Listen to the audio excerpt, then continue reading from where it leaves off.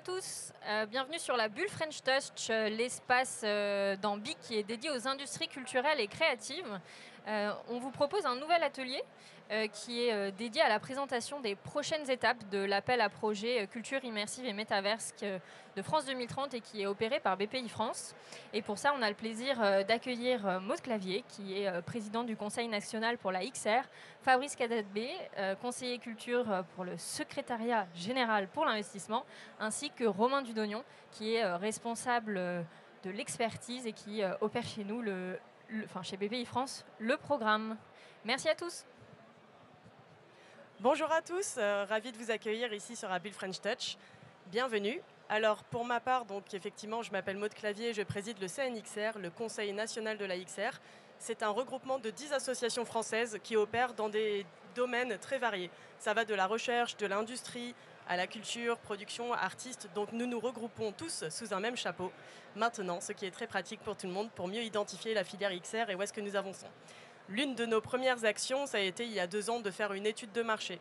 Donc demander aux sociétés françaises comment elles vont, quels sont leurs chiffres d'affaires, etc. Et j'y reviendrai dans un instant. Parce que l'industrie de la XR, c'était sous le feu des projecteurs il y a 2 ans à peu près, avec la vague du métavers, Facebook qui se rappelle Meta. Il y a une grande vague de hype et souvent quand il y a de la hype, il y a de la demande, il y a des clients, il y a du business. Là, malheureusement, ces derniers temps, il y en avait moins parce que l'intelligence artificielle a pris la place.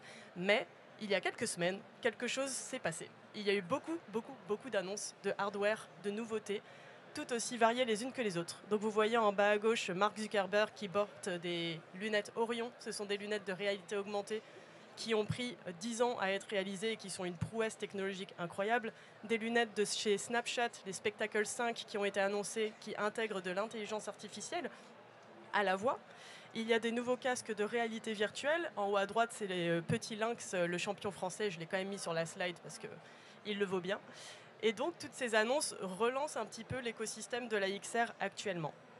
En France, ce qu'a montré notre étude de marché du CNXR, que vous pouvez trouver sur le site cnxr.fr, c'est que nous sommes des champions de la création de contenu. Nous avons été primés dans moult festivals, de Venise à Tribeca, à South by Southwest. Nous sommes vraiment très talentueux sur la partie créative et notamment grâce au CNC, qui est l'institut français qui donne des financements publics pour ce type de contenu. Mais nous avons réalisé que nous avions un petit problème, c'est celui de tisser l'écosystème. C'est d'arrêter de donner nos contenus à des géants américains, à des géants chinois et d'être un peu plus propriétaires de notre propre brique technologique. Ça nous semblait essentiel. Donc beaucoup de créateurs de contenu ont commencé à créer leur propre pont de distribution, mais aussi d'autres sociétés qui se lancent. Et heureusement, du coup, l'appel à projet culture immersive et métavers arrive à pic, parce qu'en ce moment, nous avons besoin de consolider l'industrie, nous le ressentons en tant que professionnels. Nous avons besoin de champions français qui nous tirent tous vers le haut et qui valorisent la création de contenu et la souveraineté du pays. Sur ce, messieurs, je vous laisse présenter la suite. Merci beaucoup, Maud. Très heureux d'être là ce matin. Merci à toute l'équipe de la French Touch, à Nicolas Barpex, à Sébastien Thévenet, à Yona, qui animent tout cet échange. Quelques mots sur la manière dont on conçoit les industries culturelles et créatives dans le programme France 2030, avant de rentrer plus dans le détail de l'AAP. On considère vraiment l'ensemble du champ culturel, donc c'est 14 sous-secteurs qui sont concernés. Ça va de la musique et du spectacle vivant, au musée, au patrimoine, l'architecture et le design, les métiers d'art et la création de mode, les arts visuels et le cinéma, l'audiovisuel, les jeux vidéo, l'édition et la presse. Donc c'est très large, au-delà de la culture institutionnelle comme on l'entend parfois. C'est tout le champ culturel qu'on appréhende du point de vue de l'économie, avec une attention particulière aux modèles de production, de diffusion et de distribution. Pourquoi les ICC ? Parce qu'elles sont un peu au croisement, on va dire, de l'intime et du stratégique. L'intime d'abord, puisque la culture, c'est ce qui nous relie, ce qui nous émeut, ce qui nous élève, c'est le rapport à la beauté, à l'humanité. L'éveil à la sensibilité aussi. La ministre de la Culture, Rachida Dati, rappelle aussi le formidable pouvoir d'émancipation de la culture. Mais au-delà de ces éléments intimes, c'est évidemment quelque chose de très stratégique, et on le dit peut-être pas assez pour notre économie. C'est 2,3% du produit intérieur brut, autant que l'industrie agroalimentaire, 2 fois l'industrie automobile, donc c'est très conséquent, avec un fort pouvoir de croissance, 7% de croissance l'an en moyenne, et aussi une forte contribution à l'emploi. 150 000 entreprises qui composent la filière emploient 640 000 personnes directement et 1,3 million de personnes indirectement. Donc vous voyez que c'est particulièrement important, stratégique pour l'économie, stratégique pour la société aussi, avec des enjeux de cohésion sociale, de représentation des mouvements qui traversent notre société. Puis c'est aussi une pépite française des industries culturelles et créatives, avec un fort pouvoir de rayonnement à l'international.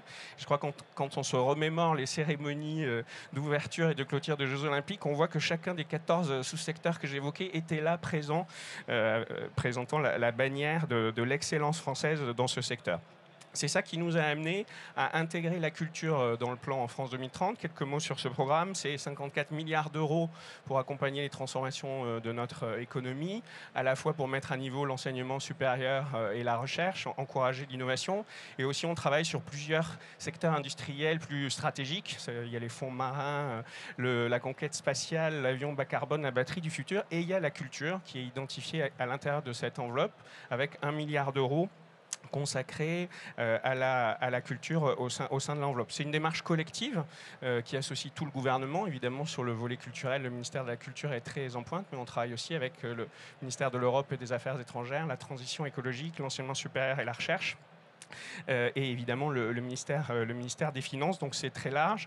On est dans une logique collective, on essaie de faire travailler aussi avec ce qu'on appelle l'équipe de France qui accompagne les ICC. Et évidemment, BPI a un rôle important dans ce domaine. On travaille aussi avec l'IFSIC, la Caisse des dépôts et d'autres opérateurs. Et on est aussi dans une logique de faire travailler les filières ensemble, les acteurs publics, les acteurs privés, les acteurs technologiques et les acteurs culturels, et faire en sorte aussi que la filière découvre qu'elle est une filière, qu'elle a des défis communs à relever. Peut-être quelques mots sur ce volet culture, 1 milliard d'euros qui se sépare en fait en 2 actions. D'abord une stratégie d'accélération des industries culturelles et créatives. Là, on va chercher à encourager l'innovation dans le champ culturel, accompagner la transition écologique, la transition numérique, mais aussi le soutien à l'export. Je salue d'ailleurs la délégation du Lesotho et d'Afrique du Sud qui est présente. Sachez qu'on va avoir un programme d'accompagnement des pépites culturelles françaises en Afrique du Sud qui va être lancé dans quelques temps avec l'Institut français et Business France. Et puis, on travaille aussi sur une plus grande structuration du secteur et une plus grande présence sur les territoires. Et on a un second volet, qui est le volet culture de France 2030, où on cherche là à accompagner la France comme leader dans la production culturelle. Il y a eu un gros volet sur le cinéma, l'animation et le jeu vidéo avec la Grande Fabrique de l'Image qu'on a accompagné en partenariat avec la Caisse des dépôts et le CNC.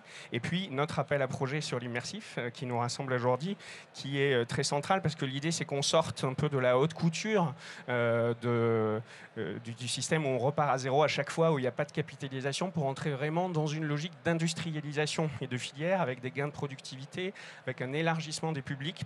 C'est tout l'enjeu vraiment. Un peu le chapeau de tout ça, ça pourrait être même les rêves ont besoin de leurs usines et donc on accompagne ces usines à rêves dans France 2030. Quelques éléments peut-être. À chaque fois, on a des jurys qui nous accompagnent, qui sont toujours très précis et qui nous aident à avoir cette démarche transparente et ouverte. Ils ont à chaque fois des principes très clairs qui guident leur analyse et je vous les donne parce que si vous souhaitez déposer des dossiers, c'est ça qu'il faut avoir en tête. On intervient d'abord toujours en cofinancement sur les programmes, jamais en totalité. On intervient au soutien de l'innovation et de la transformation de la filière, donc pas des améliorations incrémentales des choses qui sont déjà faites dans vos structures, mais quelque chose qui change vraiment les choses par rapport à l'état de l'art. On intervient toujours en amorçage, donc on est là au début des process, mais il faut après trouver d'autres moteurs de financement une fois qu'on a cessé d'apporter notre soutien. On est dans une logique de soutien au projet et à l'investissement, c'est pas du tout un guichet de subvention de fonctionnement comme on peut en trouver parfois. Puis on assume une approche vraiment sélective et ambitieuse, il suffit pas de remplir les critères du cahier des charges, il suffit pas d'être très bon, il suffit pas d'être excellent, il faut être les meilleurs parmi ceux qui nous présentent les dossiers. Quelques éléments de bilan peut-être, puisqu'on fête bientôt les 3 ans de lancement du programme, puisque le président de la République l'avait lancé en octobre 2021. Sur le volet culture, on a lancé une trentaine de dispositifs depuis ce moment. On a reçu plus de 1300 candidatures, désigné près de 550 lauréats. Et puis, vous dire qu'ils sont présents vraiment sur 16 régions partout en France, 4 en Outre-mer, avec aussi la moitié des lauréats qui sont présents hors Île-de-France. Donc vous voyez, c'est vraiment une forte irrigation. Pourquoi avons-nous ensuite travaillé sur l'AAP Culture Immersive et Métavers? Je passe la parole à Romain qui va vous détailler les objectifs de ce projet. Bonjour à tous. Alors effectivement, la question intéressante qu'on peut se poser, c'est pourquoi est-ce qu'on a lancé cette AAP? Il y a deux éléments de réponse. Le premier, c'est au niveau de la mission exploratoire qui a été faite sur le développement des métaverses avec Camille François, Adrien Badevant et Rémi Ronfard en fin 2022, qui a mis en avant un danger principalement, c'est celui de la captation de la valeur par les acteurs extra-européens. Donc là, je pense que ça fait consensus dans l'écosystème. Et deux préconisations associées. La première qui est plutôt de travailler sur dépasser cette dichotomie entre l'investissement dans les technologies, dans l'innovation versus l'investissement dans la culture et essayer d'avoir des attelages hybrides. C'est tout à fait l'enjeu qu'on va voir après dans l'AAP. Et le deuxième point, la deuxième préconisation, c'était de protéger, soutenir et encourager le développement de briques technologiques souveraines pour qu'on puisse se détacher justement de cette attraction extra-européenne. Le deuxième pilier, c'était les tendances qui ont ici été identifiées au travers des dispositifs et des appels à projets France 2030 déjà existants, notamment l'AAP, donc expérience augmentée du spectacle vivant, numérisation du patrimoine. Il y a eu l'appel à projet, le concours d'innovation et les programmes à l'export qu'on a évoqués tout à l'heure. On a Culture Export et ICC Immersion. Au niveau de l'écosystème, Maud l'a rappelé tout à l'heure, on a un écosystème qui est quand même très avancé au niveau de la création, reconnu et avancé dans ces domaines-là. On a au niveau de la production des studios qui sont aussi reconnus au niveau français, européen et évidemment mondial. Par contre, au niveau de la distribution et de la diffusion, on s'aperçoit qu'il y a deux éléments sur lesquels on peut encore travailler. Le premier, c'est sur la partie lieu physique, lieu d'exploitation. Là où on s'aperçoit que c'est embryonnaire à ce stade, on est plutôt sur du à façon, voilà, de quelque chose qui se fait une fois, mais qui est difficilement réplicable. Et au niveau de l'activité de la présence en ligne, on s'aperçoit que la distribution et la diffusion, elle n'est pas suffisamment assurée. Ce qui ne crée pas un modèle économique pérenne et ce qui fait qu'on ne peut pas avoir une filière qui se développe à la hauteur de ce qu'elle devrait. Et le point suivant, c'est également celui sur la partie innovation, on l'a évoqué tout à l'heure, sur lequel on a des entreprises qui sont fréquemment, et des studios aussi d'ailleurs, qui sont fréquemment rachetés à l'international. Et ça, effectivement, c'est dommage quand on voit l'investissement et les potentiels qu'il y a sur le territoire français.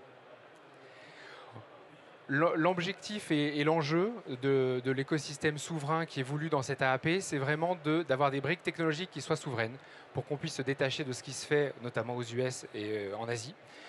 D'avoir aussi des outils numériques pour pouvoir aider les créateurs à être plus rapides dans la création, plus efficaces, plus efficients, donc moins chers, plus pertinents, plus accessibles. Aussi de garantir une pérennité des œuvres sur leur diffusion et leur exploitation. Et puis aussi de pouvoir partager ça au public, en fait, pour que le public ait accès à ces œuvres.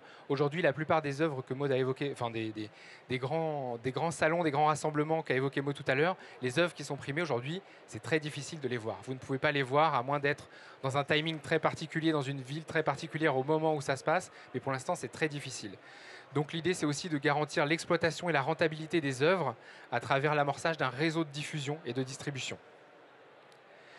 Pour en venir à l'appel à projet en tant que tel, peut-être un objectif, l'objectif principal, il faut se le rappeler, c'est vraiment des projets innovants qui sont attendus, qui vont permettre de faire passer un saut technologique à la production et à la diffusion des expériences. Évidemment qualitatives dans des environnements immersifs forts. Le calendrier, on le rappelle, il y a eu une vague qui a déjà eu lieu le 2 juillet.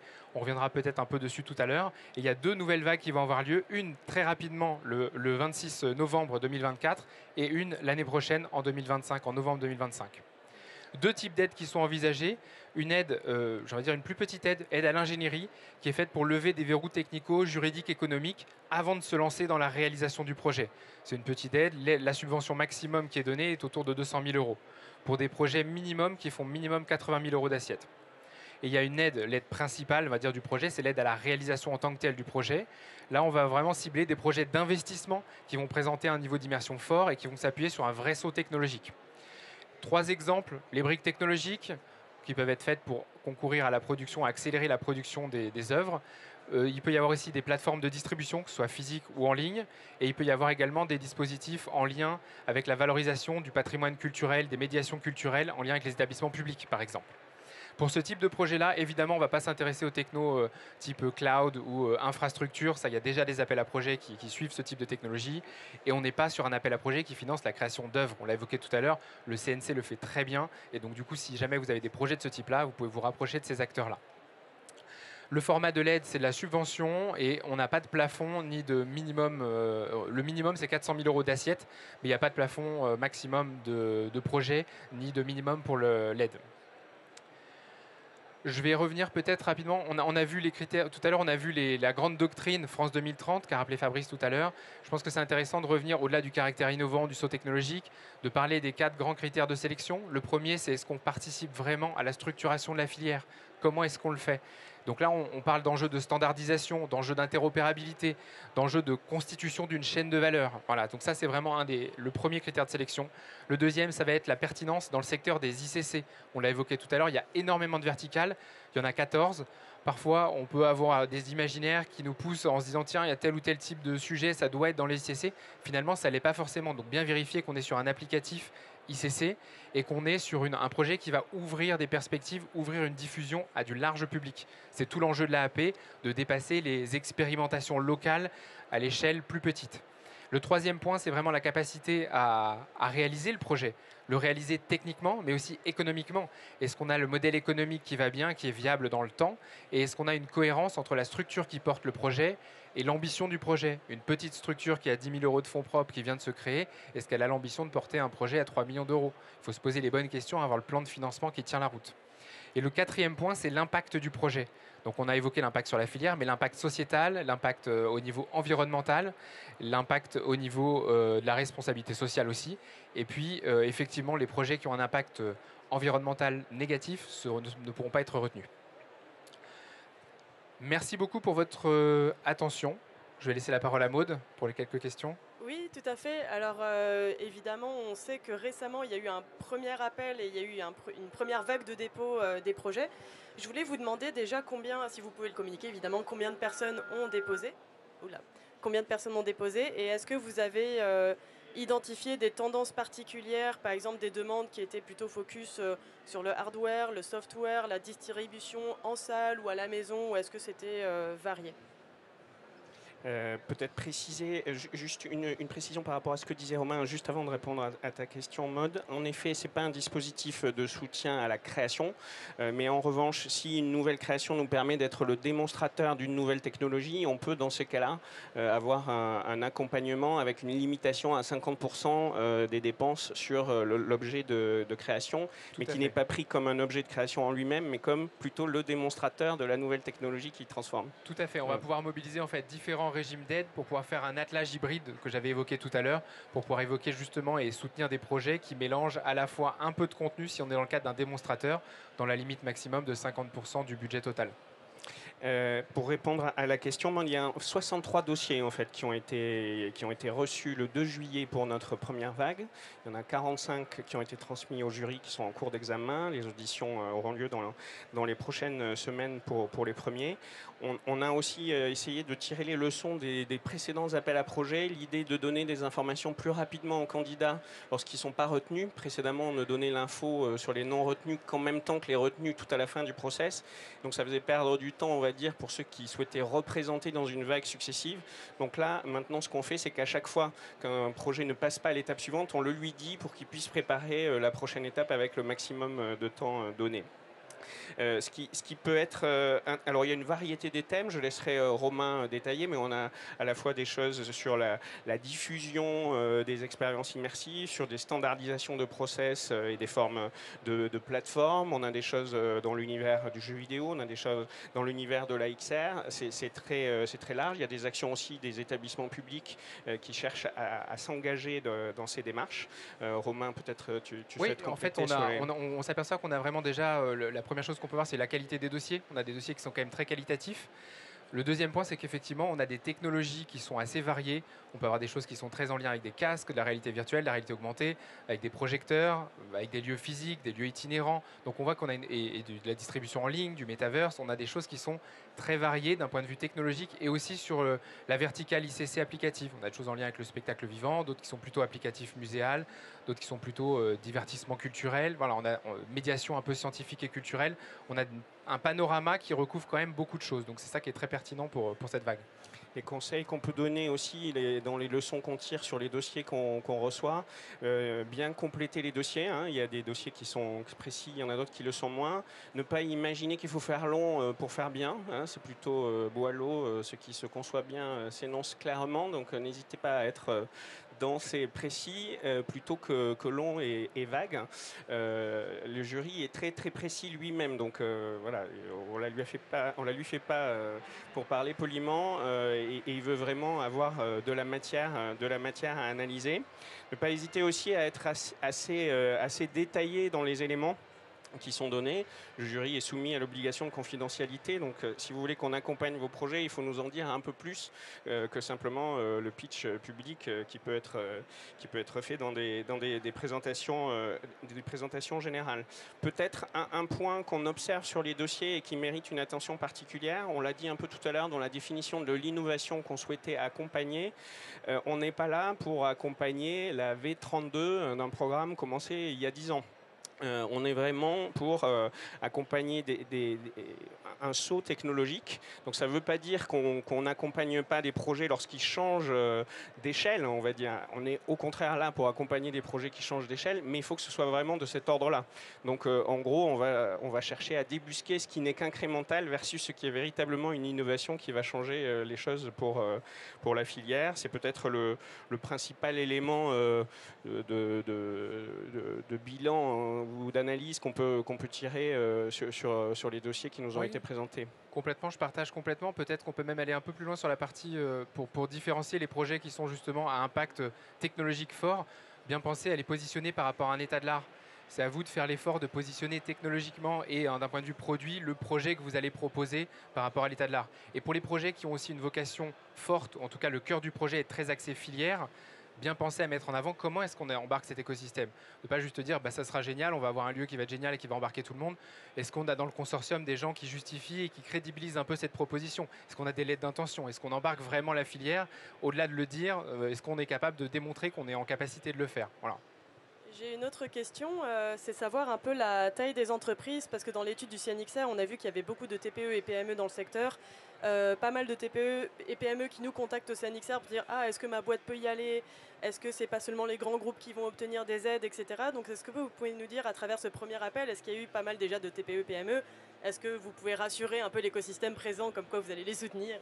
Il y a les grands et les petits. Évidemment, chacun demande à être soutenu à son échelle. Donc il y a des gros dossiers avec des grosses demandes et des dossiers avec des plus petites demandes, mais il y a vraiment tout le spectre qui est représenté.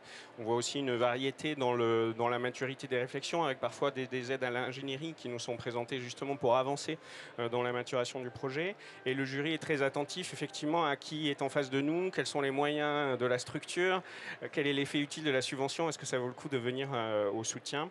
Donc oui, je peux confirmer qu'il y a la variété des tailles d'entreprises du secteur se retrouve bien dans les candidats reçus et dans les candidats sélectionnés par le jury. D'accord, super. Dernière question pour moi, je voulais savoir, on parle beaucoup de technologie de façon segmentée, on va parler de la XR, de l'IA, etc. Mais on sait tous que le croisement des technologies va être éminent et l'est déjà. Est-ce que déjà dans cette première vague, vous avez eu beaucoup d'intelligence artificielle intégrée au dossier que vous avez reçu ?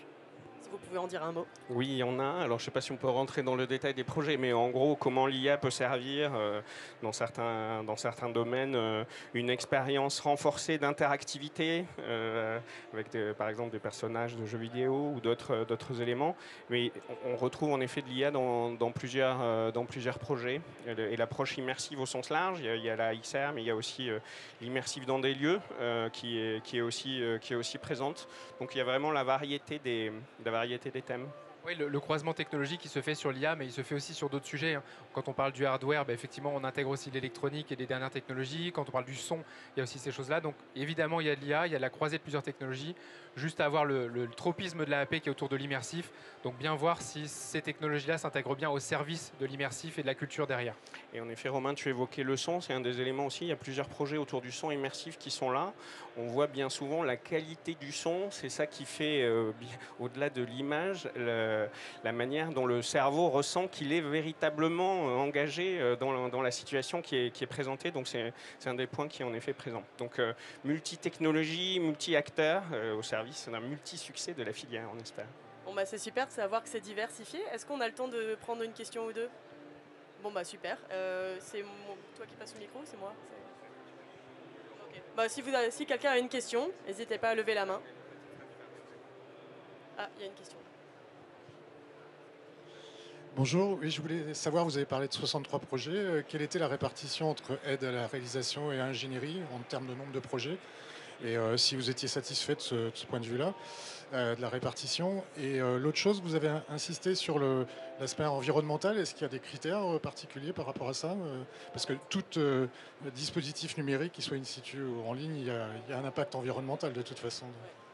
Alors sur les chiffres, on communiquera plutôt à la fin du process sur le détail des éléments. J'ai déjà donné des chiffres qui ne sont pas complètement publics là tout à l'heure. Je n'en donnerai pas plus dans cet échange. Sur la question de l'environnemental et de la prise en compte des problématiques environnementales, en effet, j'ai oublié de le dire d'ailleurs, mais c'était marqué sur la slide, c'est un des éléments transversaux de France 2030. L'attention à l'émergence de nouveaux acteurs et l'attention à la décarbonation de notre économie en général et des enjeux culturels de l'autre. Donc en effet, dans le cahier des charges, il y a des choses assez précises qui sont mises sur les enjeux de la sobriété numérique, des enjeux d'éco-conception qu'on suit tout au long du process et sur lequel on va demander d'ailleurs des détails un peu plus précis lorsqu'on considère qu'on n'a pas assez d'informations pour apprécier la totalité de la candidature. Mais c'est en effet un point de vigilance qu'on a bien et il y a au sein du jury des gens qui sont très, très, très attentifs à ces problématiques majeures. Pour compléter, c'est exactement ce que j'avais évoqué tout à l'heure. Le quatrième pilier, c'est vraiment sur l'impact social, sociétal et environnemental. Il y a carrément dans le dossier une grille qui est spécifiquement dédiée, qui est à remplir par les porteurs sur ces sujets-là où ils doivent se positionner sur les différents axes. Et donc c'est le moment de mettre ça en avant et de montrer dans la candidature qu'on a bien pensé à ces pistes de réflexion pour la suite. On montre aussi l'état d'avancement où on en est aujourd'hui. Parfois, on n'a pas tous les éléments sous la main, mais on peut au moins montrer qu'il y a des pistes de réflexion qui sont lancées, qu'on a mesuré ça quand on le pouvait, et quand on ne pouvait pas, qu'on est en train de le faire. C'est ce qui est important. J'ai une question. Oui, bonjour, voilà. Moi, ça fait à peu près 11 ans que je fais de la VR.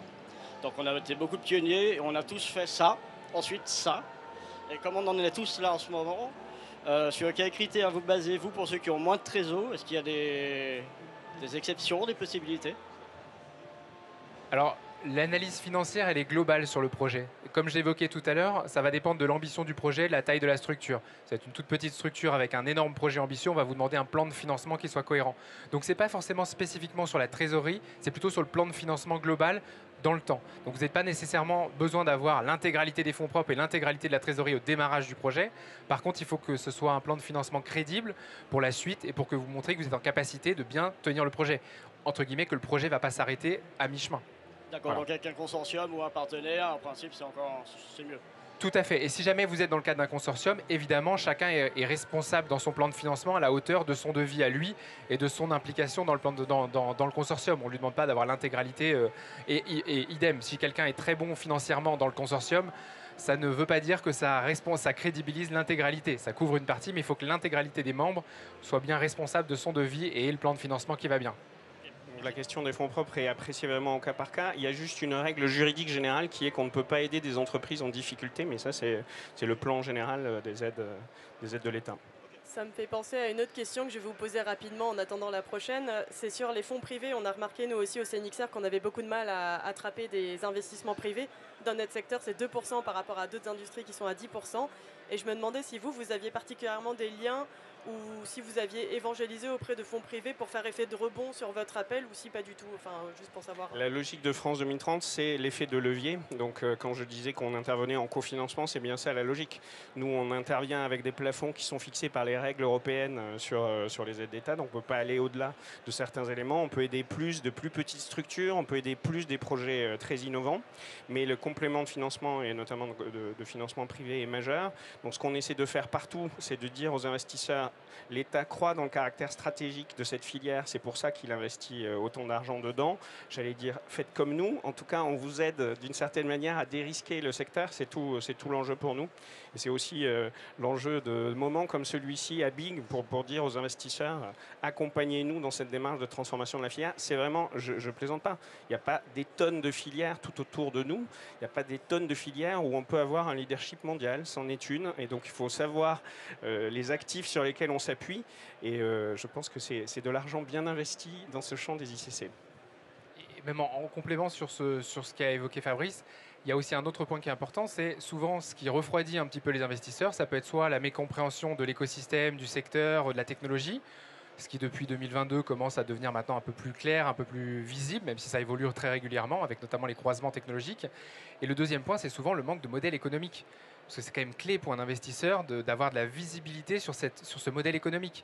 Et donc cet appel à projet, via le fait qu'ils structurent la filière, via le fait qu'ils soutiennent des technologies innovantes, fortes, et qui donnent de la visibilité sur cette filière et qui donnent de la visibilité sur les modèles économiques qui sont envisageables, favorise effectivement après par la suite éventuellement les levées de fonds. Et peut-être dans les dernières secondes qui nous restent, préciser qu'il y a tout un continuum de financement. Au-delà des subventions de France 2030, il y a aussi les actions en fonds propres qui sont menées. BPI, avec le fonds Tech & Touch, est particulièrement présent, peut accompagner les entreprises. L'IFSIC, l'Institut du financement du cinéma et des industries culturelles, est là aussi pour garantir les banques, apporter des prêts participatifs. Donc on a essayé de rassembler autour de la filière des outils de dérisquage et d'accompagnement des investisseurs privés. Donc encore une fois, ils sont les très bienvenus dans cette filière. Merci à tous. On va rester disponibles et autour si vous voulez nous poser plus de questions en privé. Juste une